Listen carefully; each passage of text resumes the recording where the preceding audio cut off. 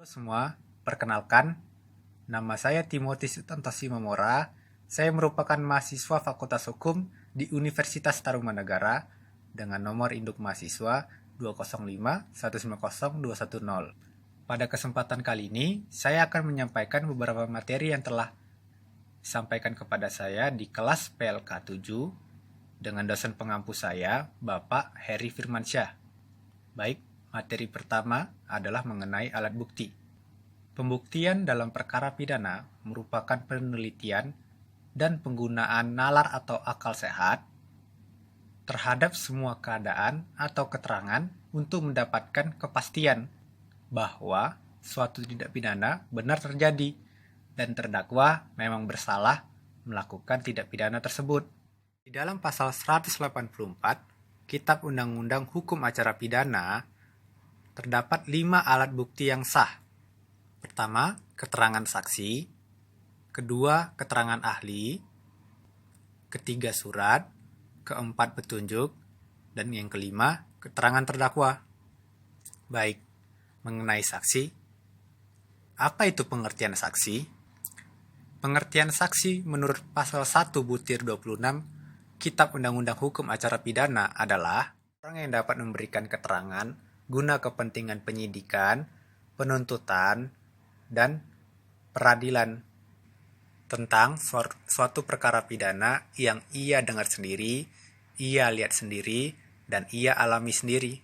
Bahkan, di dalam pasal 1 butir 27 Kitab Undang-Undang Hukum Acara Pidana, keterangan saksi adalah suatu alat bukti dalam perkara pidana yang berupa keterangan dari keterangan saksi mengenai suatu peristiwa pidana yang ia alami sendiri, ia dengar sendiri, dan ia lihat sendiri, dan menyebut alasan dari pengetahuannya itu.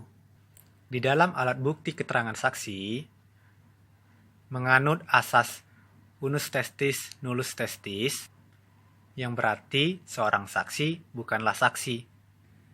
Di dalam pasal 185 butir 2, keterangan seorang saksi tidak cukup untuk membuktikan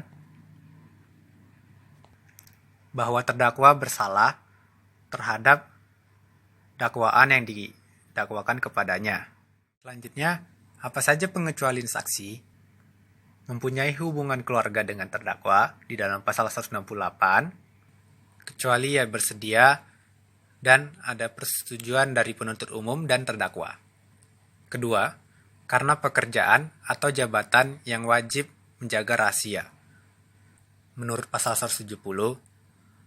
Dan ketiga, anak yang di bawah umur dan orang yang sakit ingatan menurut pasal 171. Mengenai keterangan ahli. Apa itu keterangan ahli? Menurut pasal 1 butir 28 Kitab Undang-Undang Hukum Acara Pidana, keterangan ahli adalah keterangan yang diberikan oleh seorang ahli yang memiliki keahlian khusus tentang hal yang diperlukan untuk membuat terang suatu perkara pidana, dan ditambahkan menurut pasal 186, keterangan ahli ialah apa yang seorang ahli nyatakan di sidang pengadilan. Contoh keterangan ahli seperti dokter forensik, dan ahli yang lainnya. Baik, mengenai alat bukti surat. Menurut pasal 187 Kitab Undang-Undang Hukum Acara Pidana, surat dibuat atas sumpah jabatan dan surat yang dikuatkan oleh sumpah. Kemudian bentuk-bentuk surat. Bentuk yang pertama, berita acara dan surat resmi yang dibuat oleh pejabat umum. Contohnya seperti akta notaris dan PPAT. Kedua, bentuk surat yang diatur dalam UU, seperti KTP, akta kelahiran, dan lain-lain. Bentuk yang ketiga, surat keterangan dari ahli. Bentuk keempat, bentuk surat yang lain yang hanya berlaku jika ada hubungan dengan alat bukti lain. Baik, mengenai alat bukti petunjuk. Apa itu alat bukti petunjuk? Menurut pasal 188 ayat 1 KUHP, petunjuk adalah perbuatan, kejadian, atau keadaan karena persesuaiannya baik antara satu dengan yang lain maupun dengan tindak pidana itu sendiri. yang menandakan bahwa telah terjadi tindak pidana dan siapa pelakunya.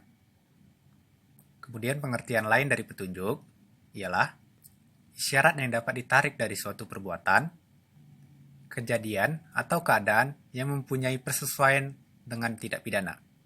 Isyarat tersebut melahirkan petunjuk, yaitu kenyataan tindak pidana terjadi dan terdakwa pelakunya. Kemudian, bagaimana cara mendapatkan petunjuk? Menurut pasal 188 ayat 2 Kitab Undang-Undang Hukum Acara Pidana, petunjuk hanya dapat diperoleh dari keterangan saksi, surat, dan keterangan terdakwa. Penilaian atas suatu kekuatan pembuktian dari petunjuk dilakukan oleh hakim. Dengan arif lagi bijaksana, setelah ia mengadakan pemeriksaan dengan penuh kecermatan dan kesaksamaan berdasarkan hati nuraninya. Baik, mengenai keterangan terdakwa. Apa itu keterangan terdakwa? Menurut pasal 189 ayat 1 Kitab Undang-Undang Hukum Acara Pidana, keterangan terdakwa ialah apa yang terdakwa nyatakan di sidang pengadilan tentang perbuatan yang ia lakukan atau yang ia ketahui sendiri dan ia alami sendiri. Materi kedua adalah hak korban tersangka. Apa itu pengertian dari tersangka dan terdakwa? Menurut pasal 1 butir 14 Kitab Undang-Undang Hukum Acara Pidana, tersangka adalah seseorang yang karena perbuatannya atau keadaannya berdasarkan bukti permulaan patut diduga sebagai pelaku tindak pidana. Menurut pasal 1 butir 15 Kitab Undang-Undang Hukum Acara Pidana, terdakwa adalah seorang tersangka yang diadili, dituntut, dan diperiksa di sidang pengadilan. Tersangka atau terdakwa diberikan seperangkat hak-hak oleh Kitab Undang-Undang Hukum Acara Pidana dimulai dari pasal 50 sampai dengan pasal 68. Hak-hak itu meliputi berikut ini. Tersangka berhak untuk segera mendapatkan pemeriksaan oleh penyidik dan selanjutnya diajukan kepada penuntut umum. Tersangka berhak perkara segera dimajukan ke pengadilan oleh penuntut umum. Terdakwa berhak untuk diadili menurut pasal 50 ayat 1, 2, dan 3. Tersangka berhak untuk diberitahukan dengan jelas dalam bahasa yang dapat dimengerti olehnya tentang apa yang disangkakan kepadanya pada waktu pemeriksaan dimulai.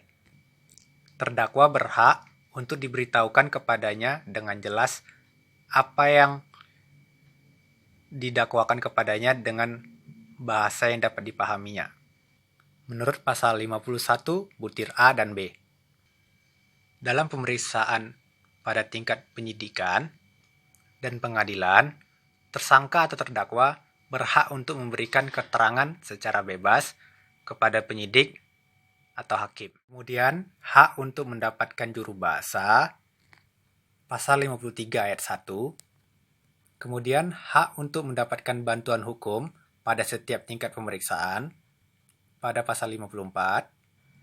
Kemudian, hak untuk mendapatkan nasihat hukum dari penasihat hukum yang ditunjuk oleh pejabat bersangkutan pada semua tingkat pemeriksaan bagi tersangka atau terdakwa yang diancam pidana mati dengan biaya cuma-cuma. Kemudian, hak untuk tersangka atau terdakwa yang berkebangsaan asing untuk menghubungi dan berbicara kepada perwakilan negaranya menurut pasal 57 ayat 2. Kemudian, berhak untuk menghubungi dokter bagi tersangka atau terdakwa yang ditahan